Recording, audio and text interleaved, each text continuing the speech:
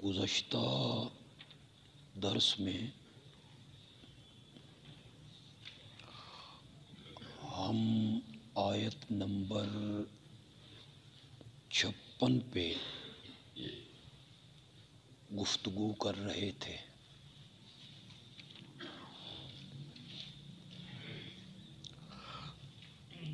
جس آیت میں اللہ نے نبی اکرم صلی اللہ علیہ وسلم کو تسلی دی کہ ہم نے قرآن بھیجا اور آپ نے بڑی محنت سے اسے بیان کیا۔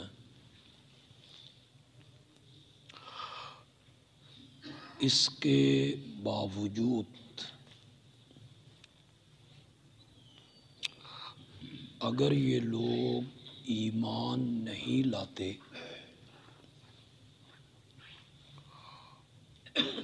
اور ہدایت کو اختیار نہیں کرتے آپ پریشان نہ ہوں۔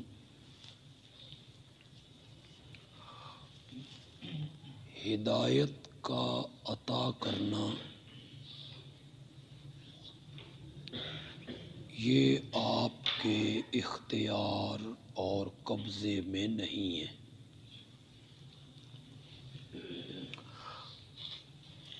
کس نے ہدایت پہ آنا ہے اسے بھی ہم جانتے ہیں، اور جسے ہم چاہتے ہیں اسے ہم ہدایت سے سرفراز کر دیا کرتے ہیں۔ تمام مفسرین کا اس بات پر اتفاق ہے کہ سورۃ قصص کی آیت نمبر 56 یہ آپ کے چچا ابو طالب کے بارے میں نازل ہوئی۔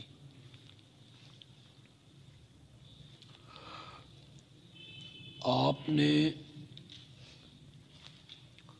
اپنے چچا کے آخری وقت میں ان کے سامنے دعوت توحید کو رکھا اور کہا کہ میرے کان میں کلمہ پڑھ لیں، میں قیامت کے دن آپ کی شفاعت کروں گا۔ فَأَبَى، تو ابو طالب نے اس سے انکار کیا۔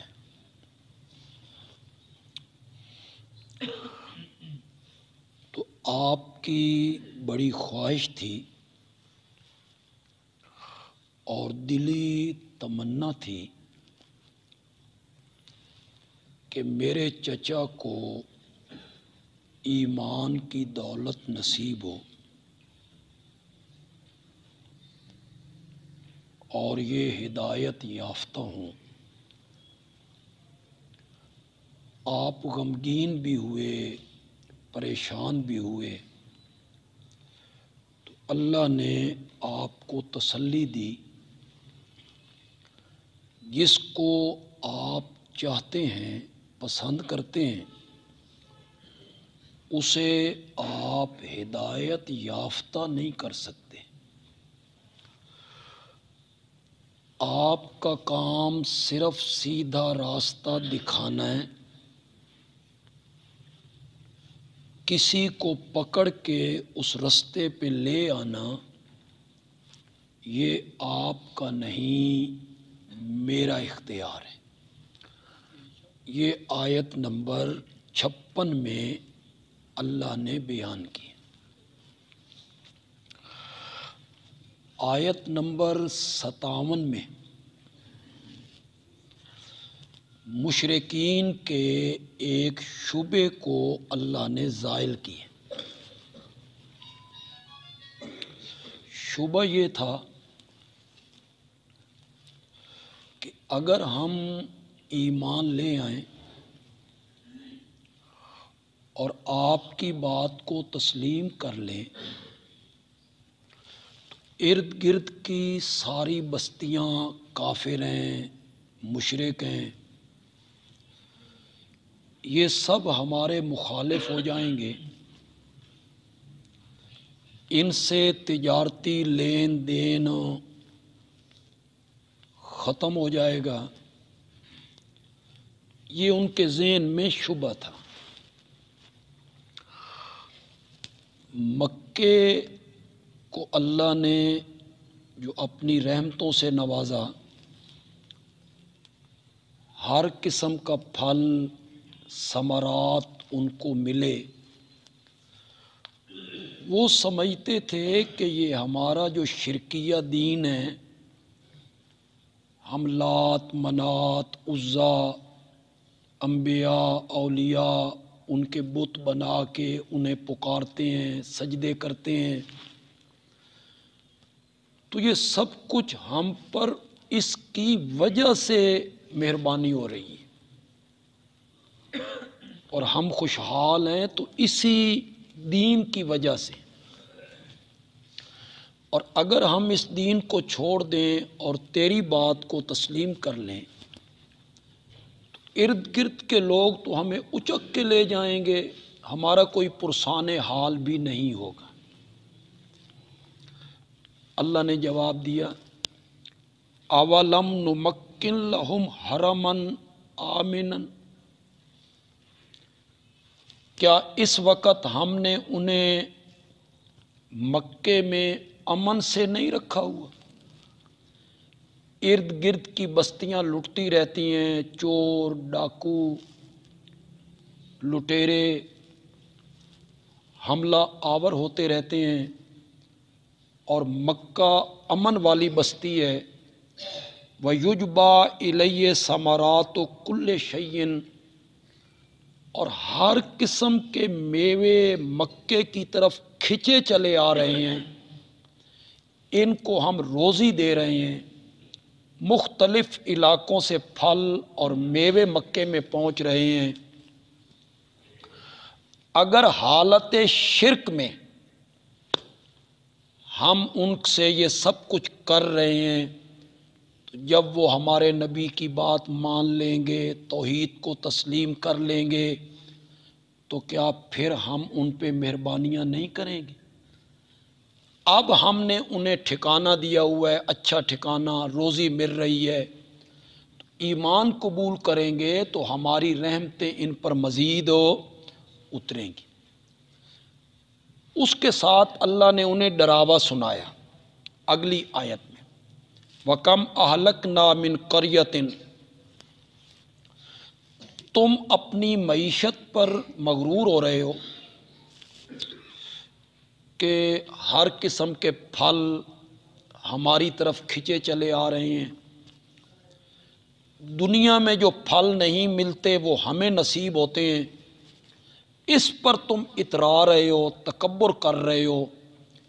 پچھلی قوموں کو دیکھو، پچھلی بستیوں کو دیکھو، کتنی بستیاں جنہیں ہم نے کھپا دیا، ہم نے انہیں تباہی کے گھاٹ اتار دیا، وہ بھی اپنے گزران پر معیشت پہ بڑے اترایا کرتے تھے۔ فَتِلْكَ مَسَاكِنُهُمْ، یہ ہیں ان کی بستیاں، رہائش گاہیں۔ یہ سے مراد قوم لوط کی بستی، قوم صالح کی بستی۔ یہ مدینے مکے سے جب جاتے شام کی طرف تو ان بستیوں سے گزر کے جایا کرتے تھے۔ آج بھی مدینے سے تبوک جائیں تو مدائن صالح رستے میں آتا ہے، وہ بستی وہاں موجود ہے، پہاڑوں میں ان کے گھر بھی موجود ہیں۔ اور حضرت لوط علیہ السلام کی بستی جہاں تباہ کی گئی تھی وہاں آج تک کالا پانی اسی طرح موجود ہے، اس پوری بستی میں۔ اسے بحر میت بھی کہتے ہیں، اس کالے پانی کو بحر لوط بھی کہتے ہیں، بحر میت بھی کہتے ہیں۔ بحر میت اس وجہ سے کہتے ہیں کہ اس میں کوئی آبی جانور زندہ نہیں رہتا۔ جو پانی کے جانور ہیں جیسے مچھلیاں ہیں، کوئی آبی جانور آج تک اس میں زندہ نہیں رہتا۔ اللہ کہتے ہیں ان بستیوں کو دیکھو، تم دیکھتے بھی ہو جب شام کے سفر میں جاتے ہو، پھر ان بستیوں میں کسی نے رہائش نہیں رکھی۔ ہاں کوئی گزرتے ہوئے فقیر منگتے وہ کبھی کبھی کوئی ایک دن گزار لیں، کچھ وقت گزار لیں وہاں، ورنہ اس بستیوں میں کبھی کوئی آباد نہیں ہوا۔ وَكُنَّا نَحْنُ الْوَارِثِينَ، اور ہم ہی وارث ہوں گے۔ ہر چیز ختم ہو جائے گی اور ساری کائنات اور بستیوں کے وارث ہم ہی رہیں گے۔ اگلی آیت میں اللہ نے یہ بیان کیا کہ ہم بغیر آگاہ کیے اور بغیر پیغمبر بھیجے کسی بستی کو تباہ نہیں کیا کرتے۔ یہ نہیں ہے کہ ہم اسباب پورے نہ کریں، وہاں ڈرانے والا نہ آئے، سمجھانے والا نہ آئے، بیان کرنے والا نہ آئے، نہ ہم جو مرکزی شہر ہوتا ہے نا اس میں ہم نبی بھیجتے ہیں، اور ارد گرد کی جو چھوٹی چھوٹی بستیاں ہیں وہ پیغمبر ان بستیوں میں بھی کام کرتا ہے۔ تو مرکزی بستی میں ہم نبی بھیجتے ہیں، پھر اس پر کتاب اتارتے ہیں، وہ نبی ان کو بتاتا ہے، سمجھاتا ہے۔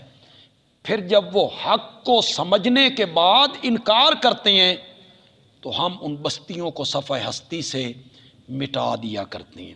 اس کو بیان کیا۔ اگلی آیت میں وَمَا أُوتِيتُم مِّن شَيْءٍ فَمَتَاعُ الْحَيَاةِ الدُّنْيَا، یہ اس قسم کی آیتیں جب درمیان میں آتی ہیں جس میں اللہ بتاتے ہیں کہ یہ دنیا کچھ نہیں ہے جس پہ تم ریجھ رہے ہو، اس کو ہم کہتے ہیں تزہید من الدنیا و ترغیب الی الآخرہ۔ اللہ کہتے ہیں آخرت کا خیال کرو، دنیا کچھ نہیں، اس نے ہمیشہ نہیں رہنا ہے۔ اگلی آیت میں اسے بیان کی۔ سب سے بڑی وجہ حق کی رکاوٹ جو بنتی ہے وہ دنیا ہے۔ ہماری چودراہٹ کہاں جائے گی؟ ہم نے اگر ایمان قبول کرنا ہے اور حق کے راستے پر چلنا ہے تو ہماری گدیاں کہاں جائیں گی؟ گدیوں کی آمدنیں کہاں جائیں گی؟ اس کی آمدنیاں کہاں جائیں گی؟ ایک ایک عرس پہ جو کروڑوں جمع ہوتے ہیں اور ہر روز مرید جو نذرانے پیش کرتے ہیں وہ لاکھوں میں ہوتے ہیں، یہ کہاں جائیں گے؟ ہماری خطابتیں کہاں جائیں گی؟ ہماری چودراہٹ کہاں جائے گی؟ یہ سب سے بڑی رکاوٹ ہے حق کو قبول کرنے میں۔ تو اللہ قرآن میں جگہ جگہ بیان کرتے ہیں کہ یہ دنیا کچھ نہیں ہے، اس نے ختم ہو جانا ہے، اصل زندگی آخرت کی زندگی ہے۔ وَمَا أُوتِيتُم مِّن شَيْءٍ، تمہیں جو کچھ بھی دیا گیا ہے، اس جو کچھ میں دیکھ لو کیا کچھ آ رہا ہے۔ بڑی بڑی بلڈنگیں ہیں، بڑی بڑی کوٹھیاں ہیں، بڑی بڑی فیکٹریاں ہیں، بڑی بڑی ملیں ہیں، بڑے بڑے کاروبار ہیں، بڑی بڑی زمینیں ہیں، سونا ہے، چاندی ہے، دولت ہے، گدیاں ہیں، خطابتیں ہیں، چودراہٹ ہے، وزارتیں ہیں، صدارتیں، جو کچھ بھی تمہیں دیا گیا ہے فَمَتَاعُ الْحَيَاةِ الدُّنْيَا، یہ دنیا کی زندگی کا تھوڑا سا نفع ہے، وَزِينَتُهَا، اور یہ دنیا کی زینت ہے، یہ مال، یہ دولت، یہ زمینیں، یہ باغات، یہ فیکٹریاں۔ وَمَا عِندَ اللَّهِ خَيْرٌ وَأَبْقَىٰ، اور جو کچھ اللہ کے پاس ہے نا وہ بہتر بھی ہے، باقی رہنے والا بھی۔ اللہ کے پاس جو کچھ ہے وہ بہتر ہے، وہ کیا ہے؟ جنت ہے، اس کی رضا ہے، اس کی خوشنودی ہے، وہ اس دنیا سے بہتر بھی ہے اور ہمیشہ رہنے والی۔ ایک حدیث میں آتا ہے اللہ اکبر کہ جو جنت کی عورتیں ہیں ان میں سے ایک عورت اگر اپنی انگلی زمین کی طرف کر دے تو ساری زمین روشن ہو جائے، اور جنت کی وہ عورت جسے حور کہا جاتا ہے، اس کا جو دوپٹہ ہے نا خیر من الدنیا وما فیہا، اللہ اکبر، ایک دوپٹہ پوری دنیا اور دنیا میں جو کچھ ہے سب سے بہتر۔ وما عند اللہ خیر وابقی، جو اللہ کے پاس ہے نا وہ ہر لحاظ سے بہتر بھی ہے، اور جو اللہ کے پاس ہے وہ ہر لحاظ سے باقی رہنے والا۔ ایک کوڑا، اللہ اکبر، کوڑا آپ سمجھ لیں ایک لاٹھی، چلو لاٹھی کا معنی کر، ایک کوڑا، ایک لاٹھی، جتنی جگہ جنت میں وہ لاٹھی کتنی ہوتی ہے بھائی؟ وہ کوڑا کتنا ہوگا؟ 2 فٹ ہوگا، 4 انچ ہوگا، 3 انچ ہوگا۔ وہ جو ایک لاٹھی ہے، ایک کوڑا ہے، اگر اتنی جگہ جنت میں مل جائے نا تو دنیا کی پوری زمین مل کر بھی اس کا مقابلہ نہیں کر سکتی۔ یہ حدیث میں آتا ہے، میں نہیں بیان کر رہا ہوں، یہ حدیث میں آتا ہے، اسی کو بیان کیا، وما عند اللہ خیر، جو کچھ اللہ کے پاس ہے نا وہی بہتر ہے، یہ دنیا کچھ نہیں ہے،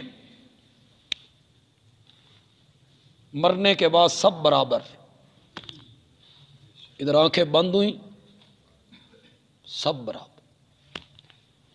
اس کی 10 ملیں تھیں، اس نو 2 گھوڑے دے بوسکی دا کفن دیو، نو،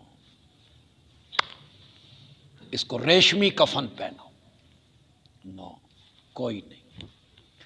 وہ جو مانگتا تھا، فقیر تھا، محتاج تھا، اس کا کپڑا بھی کفن کا وہی ہے، اور ارب پتی کا کفن بھی وہی، دونوں میں جیب کوئی نہیں،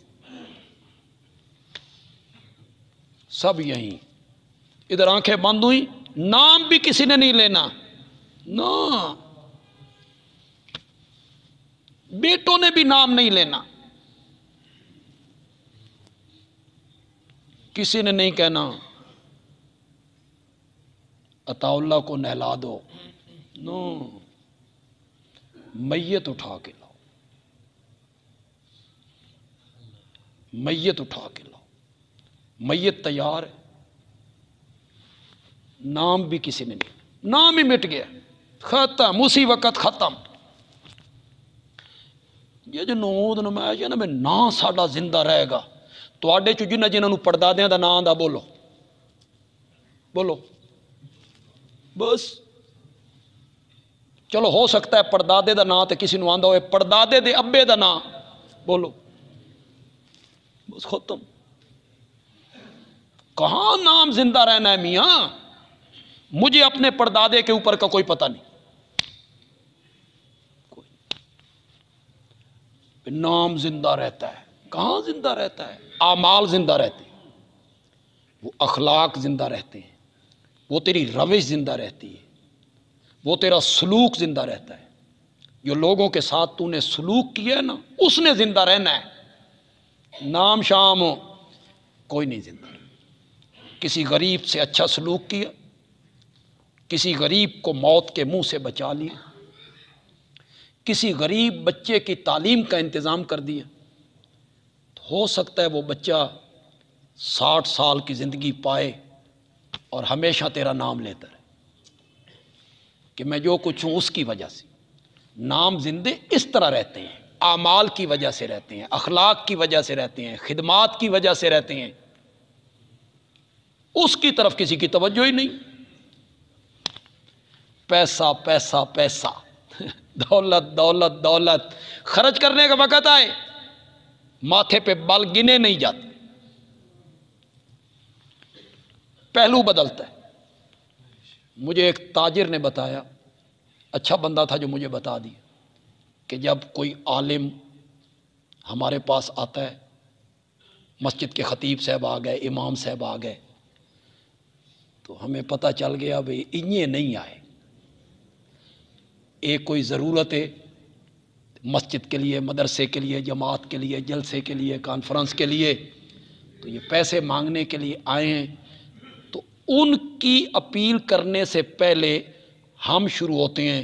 آج کل حالات بڑے خراب، کاروباری حالات ٹھیک نہیں۔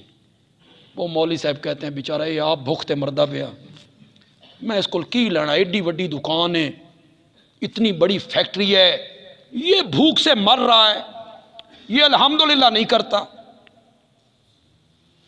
اللہ تعالیٰ کی اللہ تعالیٰ ہی جانے،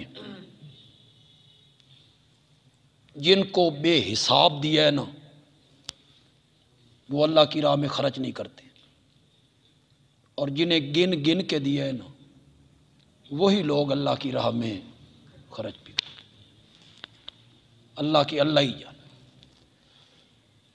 خرچ کرنے میں وہ بخل سے کام لیتے۔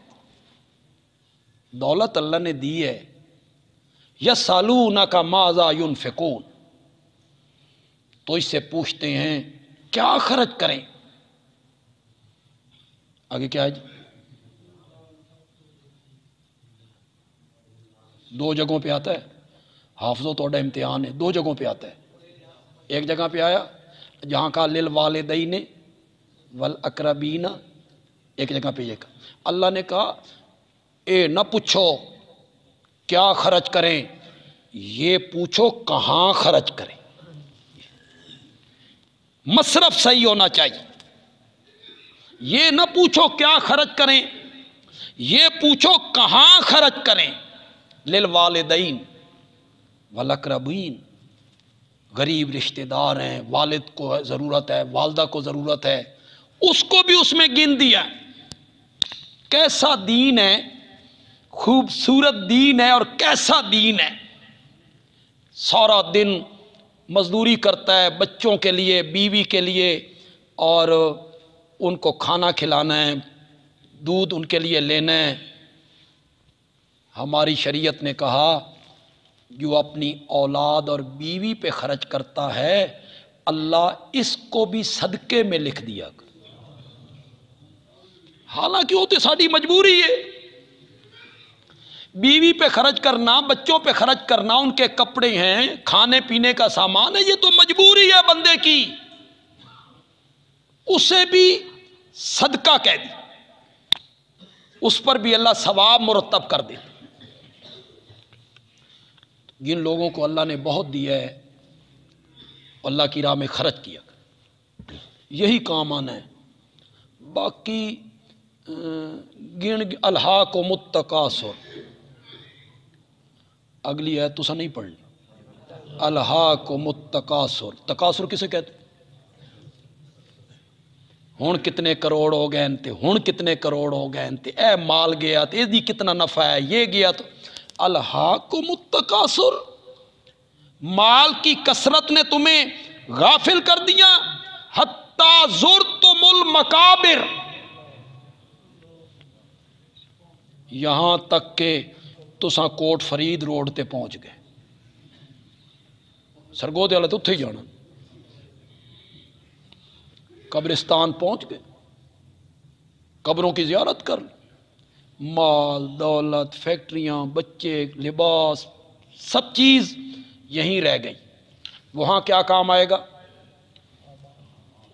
وہی مال جو تو نے اللہ کی راہ میں خرچ کیے،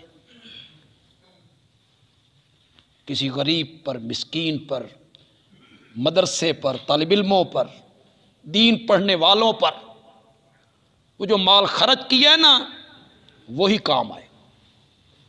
اس طرف اپنے ذہنوں کو لگایا کریں کہ یہ مال ہمارا ادھر لگنا چاہیے۔ یہ صدقہ جاریہ ہے۔ یہ کیا ہے؟ صدقہ جاریہ ہے۔ یہ علم پڑھنے والے لوگ ہیں، یہ طالب علم ہیں، یہ علم کی تلاش میں نکلے ہیں، علم کی تلاش میں نکلے ہیں۔ میں تمہیں کیسے بتاؤں، کس طرح تمہیں سمجھاؤں، کس طرح تمہیں بتاؤں؟ یہ علم کی تلاش میں نکلے ہیں۔ رب کے نورانی فرشتے ان کے قدموں کے نیچے پر بچھاتے ہیں۔ یہ میں نہیں کہہ رہا ہوں، یہ اس نے کہا ہے جس کی شفاعت کے امیدوار ہو اور جس کے حوض کوثر سے پانی پینا ہے، وہ کہتا ہے فرشتے ان کے قدموں کے نیچے پر بچھاتے۔ دنیا کچھ نہیں ہے، جو کچھ اللہ کے پاس ہے وہ بہتر بھی ہے، وہ اب کا باقی رہنے والا بھی ہے۔ آگے تو اللہ نے حد ہی کر دی، افلا تعقلون، عقل کیوں نہیں کرتے ہو؟ اللہ توجہ دلا رہے ہیں، عقل مند بنو، حکمت والے بنو، حکمت والے صاحب حکمت بنو۔ جس کو حکمت دی گئی فقد اوتی خیرا کثیرا، وہ حکمت کیا ہے؟ وہ مال کو اللہ کی راہ میں خرچ کرتا ہے۔ یہ ہے دانائی، یہ ہے عقل مندی کہ میں اللہ کے بینک میں کچھ مال جمع کروں، سارا تو نہیں، قرآن بھی نہیں کہتا، اللہ کی راہ میں کچھ ایک بات ذہن میں رکھیں، یہ جو زکوٰۃ ہے نا، یا عشر ہے یا فطرانہ ہے، صرف یہی نہیں دینا، اس کے علاوہ بھی مالداروں پر غریبوں کے حق ہیں۔ اس کے علاوہ بھی زکوٰۃ تو دینی ہے، نہیں دینی تو رب نے یہی مال سانپ بنا کے گلے میں ڈال دینا ہے۔ زکوٰۃ تو دینی، نہیں دینی نا تو یہ جو روپیہ ہے، پیسہ ہے، زیور ہے نا، اسے لوہے کے تختوں میں بدل کے والذین یکنزون الذھب والفضہ ثم لا ينفقونها فی سبیل اللہ فبشرہم بعذاب علیم یوم یحمى علیہ فی نار جہنم۔ جی انہیں لوہے کے تختوں میں بدل کے جہنم کی آگ میں تپا کے اس کے ماتھے کو داغ دیا جائے گا، پھر اس کے پہلوؤں کو داغا جائے گا، پھر اس کی پیٹھ کو داغا جائے گا۔ یہ چلائے گا، چیخے گا، روئے گا، اوپر سے آواز آئے گی ھذا ما کنزتم۔ روتے کیوں ہو؟ یہ وہی تیرا مال ہے جسے گن گن کے رکھا کرتا تھا۔ ھذا ما کنزتم۔ زکوٰۃ تو دینی ہے، زکوٰۃ نہیں دو گے اس کا تو بڑا عذاب ہے۔ ہاں نفلی صدقہ نہ بھی دو، پکڑ کوئی نہیں، خیرات عطیات نہ بھی دو تو پکڑ کوئی نہیں، لیکن شریعت کا مطلوب یہ ہے کہ فرضی صدقات کے علاوہ مالدار لوگوں کو، غریبوں، مسکینوں، یتیموں، فقیروں، محتاجوں پر نفلی صدقے بھی کرنے چاہیے۔ یہ جو ہمارے ہاں رواج پڑ گیا ہے کہ صدقہ دینا ہے تو خون بہانا ہے، بکرا دینا ہے، بکرا۔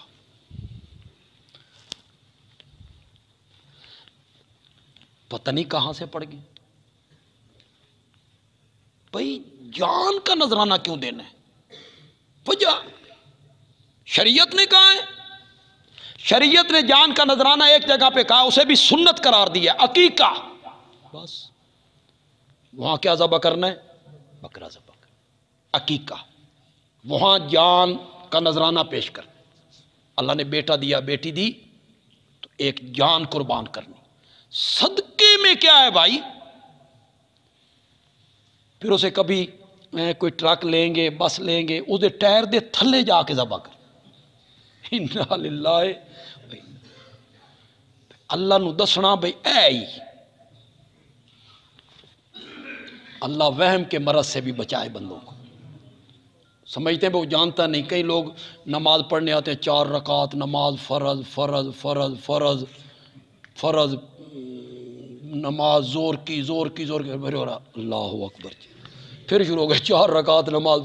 اس طرح کا ایک وامی بندہ تھا، وہ سارا کر کے نہ 4 رکعت نماز، فرض فرض نماز زور کی، منہ طرف کعبہ شریف کے، پیچھے پیچھے اس امام دے، پیچھے جا کے امام کو جو اس نے ہدھ لگائی نا، اور کہا پیچھے اس امام دے، ہون اللہ نے بھی پتہ لگا بھئی کس امام دے پیچھے، اس سے پہلے اللہ کو پتہ نہیں چل رہا تھا بھئی یہ کس امام دے پیچھے۔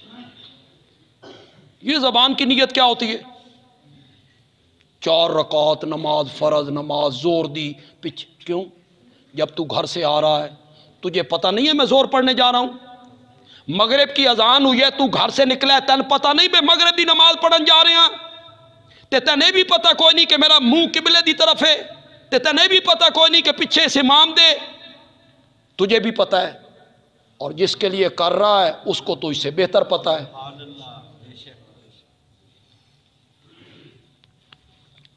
تو وہ جناب اپنی دکان میں جا کے ذبح کریں گے، ٹرک کے نیچے کریں گے، بس کے نیچے کریں گے، اور پھر کبھی کبھی جناب مرغ ہوگا تو اس کے سروں کے اوپر سے پھیر کے یہ صدقہ ہو رہے۔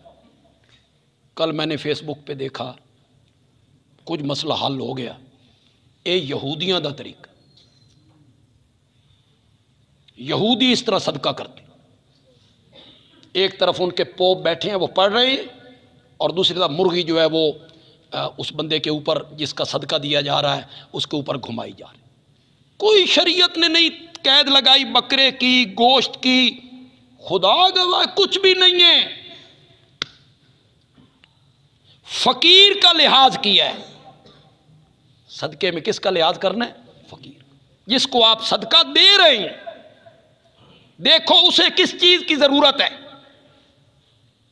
اسے ضرورت ہے کمبل کی، اسے ضرورت ہے کپڑوں کی، اس کے بچوں کو ضرورت ہے کتابوں کی، اس کی بچی کی شادی ہے، اسے کچھ رقم کی ضرورت ہے، وہ رقم آپ دیں، اور بتانے کی بھی کوئی ضرورت نہیں کہ یہ صدقہ ہے، نہ عزت نفس بھی مجروح نہیں کرنی، یہ کہنا بھی نہیں ہے کہ یہ صدقہ ہے، اسے کہنا ہے یہ تحفہ ہے، میری طرف سے تحفہ ہے۔ نیت کیا کرنی ہے؟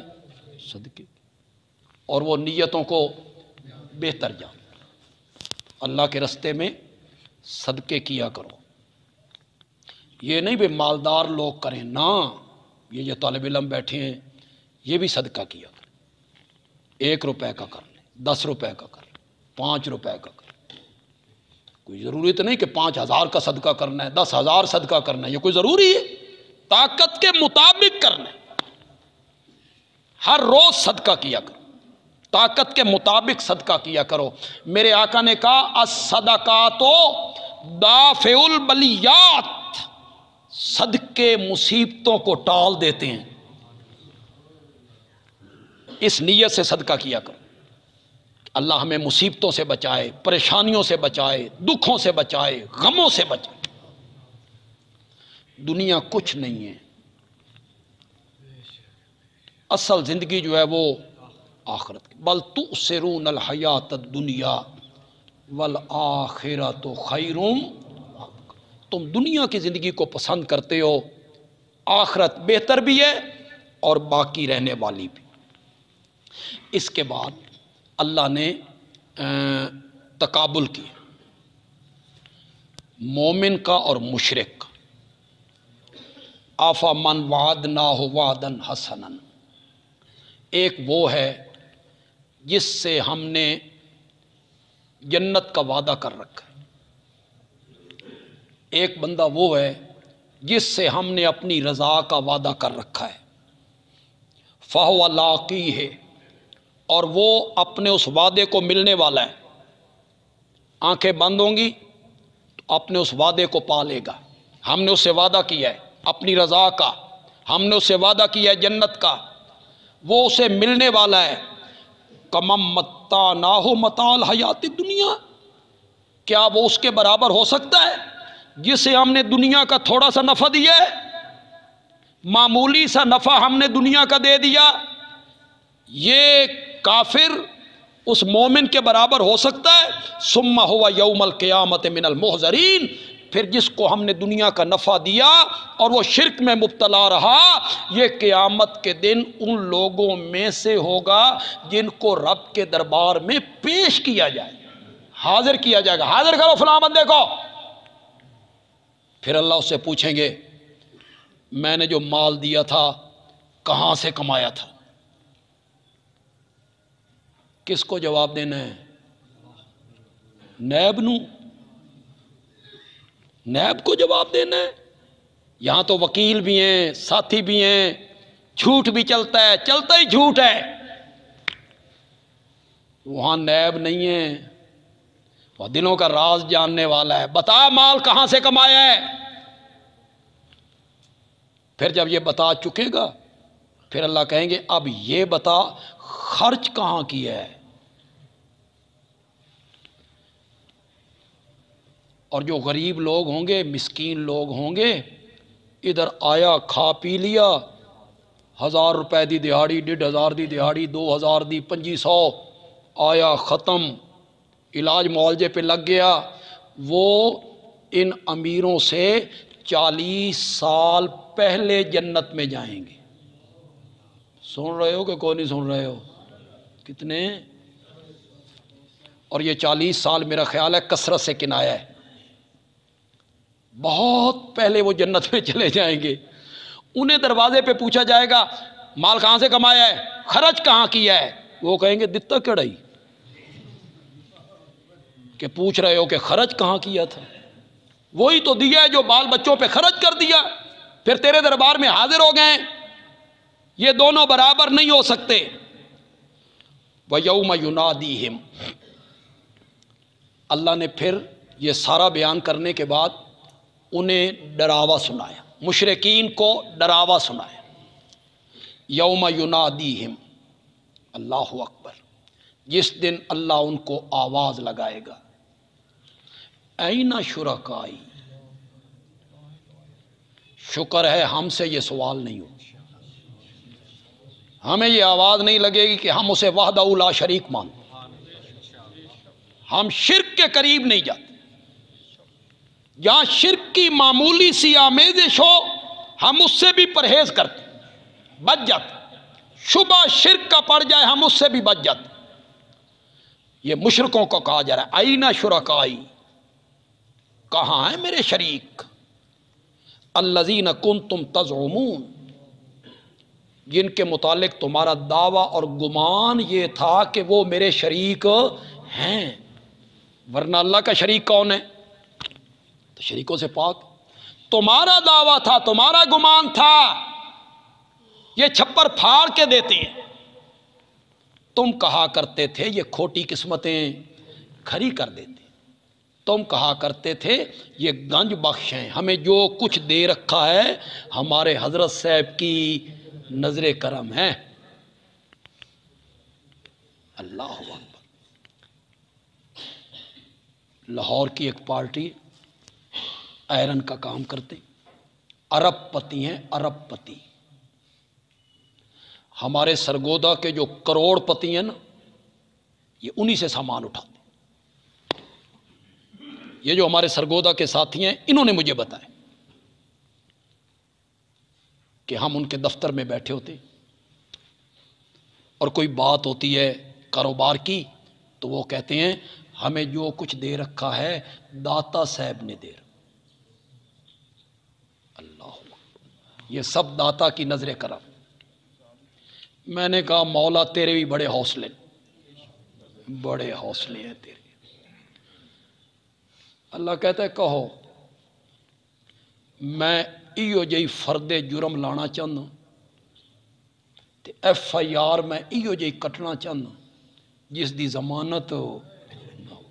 بولو، اللہ کہتا ہے اور لو۔ پھر جب اور ملتا ہے تو کہتے دیکھا عرس پہ ہم نے دودھ تقسیم کیا، لاکھوں روپے عرس پہ لگائے، نفع دیکھو۔ وَلَٰكِن مَتَّعْتَهُمْ وَآبَاءَهُمْ حَتَّىٰ نَسُوا الذِّكْرَ۔ قیامت کے دن یہ بزرگ اللہ کے سامنے کہیں گے، جب اللہ ان سے پوچھے گا تم کہہ کے آئے تھے کہ مجھے پکارنا، میرے سجدے کرنا، تو وہ کہیں گے وَلَٰكِن مَتَّعْتَهُمْ وَآبَاءَهُمْ، انہیں بھی نفع تو دیتا تھا، ان کے باپ دادوں کو بھی نفع تو دیتا تھا، حتیٰ نسوا الذکر، یہاں تک کہ یہ تیری یاد ہی بھول گئے۔ انہوں نے ہم سے منسوب کر دیا کہ یہ سب کچھ انہوں نے دے رکھا ہے، جن کے متعلق تمہارے گمان تھے نا دنیا میں کہ ہمیں جو کچھ دے رکھا ہے حضرت علی حجویری کی نظر کرم ہے، ان کی وجہ سے ہمیں ملا ہے۔ این شرکائی، کہاں ہے میرے شریک؟ قال الذین حق علیہم القول، یہ ان شرکاء کے بارے میں اگلی ہے جو اب میں پڑھ رہا ہوں، جو اپنی پوجا پاٹ پہ راضی تھے۔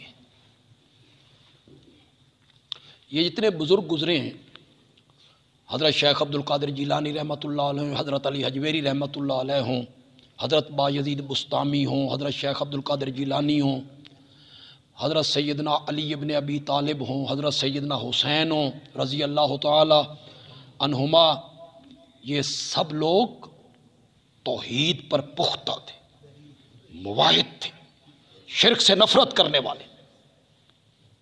یہ ان کے بارے میں نہیں، یہ ان کے بارے میں جو اپنی پوجا پاٹ پہ کیا تھے؟ راضی تھے۔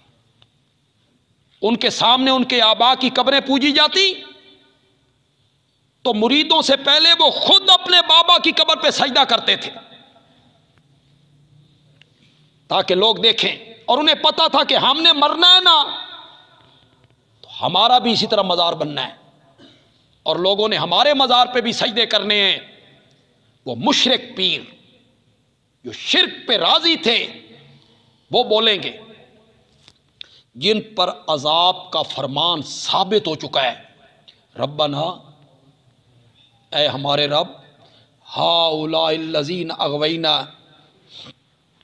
یہ ہیں وہ لوگ جن کو ہم نے گمراہ کیا تھا۔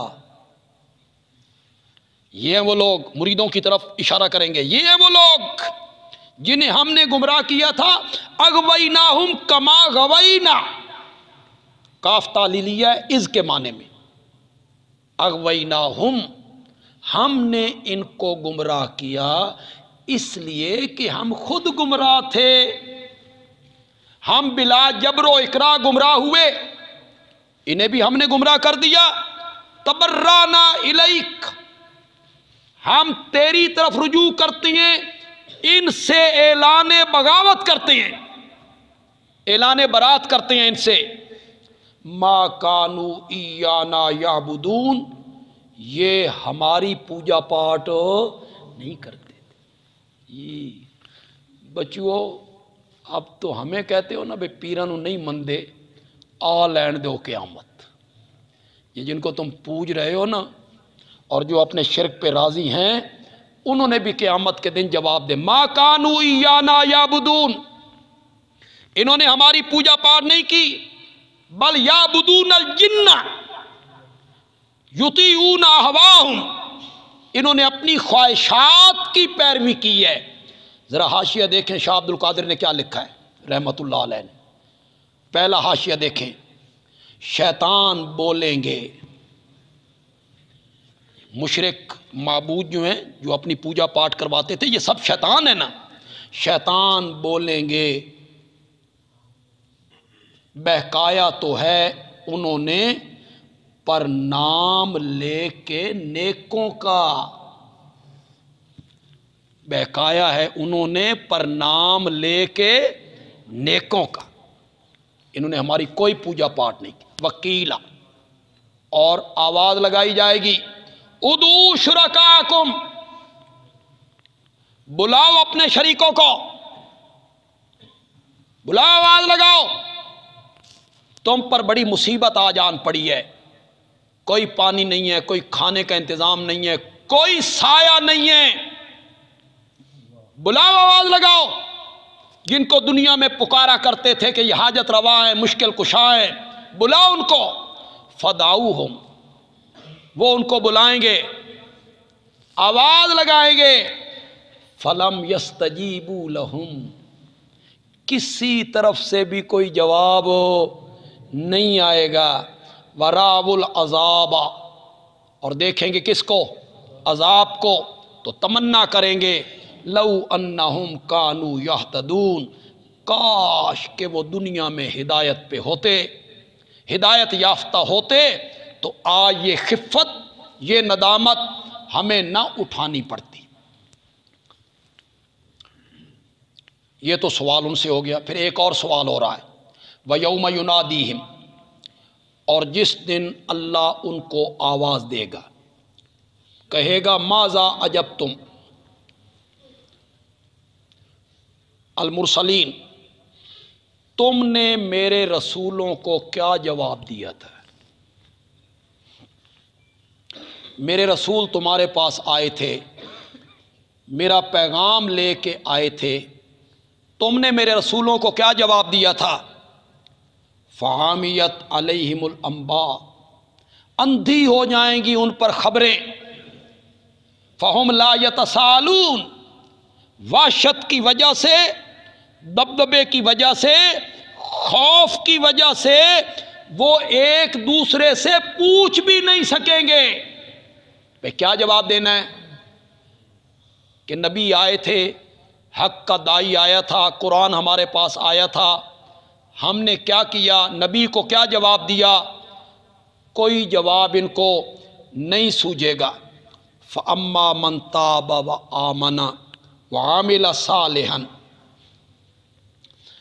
اللہ تعالیٰ جہاں ڈراوا سناتے ہیں، جہنم سے ڈراتے ہیں، عذاب کا تذکرہ کرتے ہیں، تو پھر اللہ ساتھ ہی مومنوں کو خوشخبری سناتے ہیں کہ میرے مومن بندے نہ ڈر جائیں۔ یہ اللہ تعالیٰ کا اسلوب ہے قرآن پاک۔ پہلے پارے میں بھی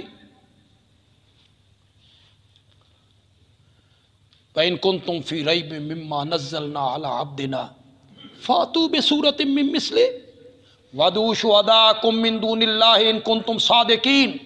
پھر آگے کیا کہا؟ فَإِن لَّمْ تَفْعَلُوا وَلَن تَفْعَلُوا، اگر تم یہ نہ کر سکو، قرآن جیسی کتاب نہ لا سکو، اور ہرگز تم یہ نہیں کر سکو گے، فَإِن لَّمْ تَفْعَلُوا وَلَن تَفْعَلُوا فَاتَّقُوا النَّارَ الَّتِي، یہ اب ڈراوا سنا ہے، اس آگ سے بچو جو لکڑیوں سے نہیں جلائی جاتی، ایندھن اور پتھروں سے جلائی گئی،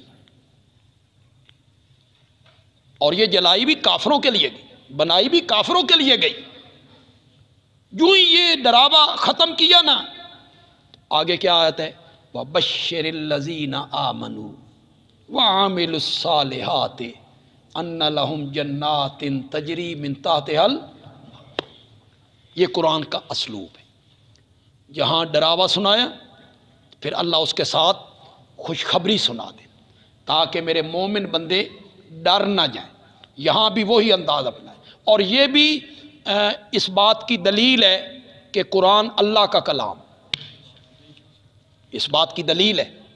ایک آیت میں ڈراوا، دوسری میں خوشخبری، ایک آیت میں جہنم کا ذکر، دوسری میں جنت کا ذکر، ورنہ انسان یہ نہیں کر سکتا۔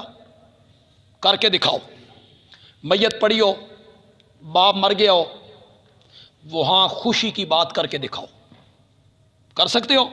نہیں کر سکتے۔ شادی ہو رہی ہو، وہاں پہ غمی کی بات کر کے دکھاؤ، کرو۔ کوئی عقل مند بندہ یہ کلام نہیں کر سکتا۔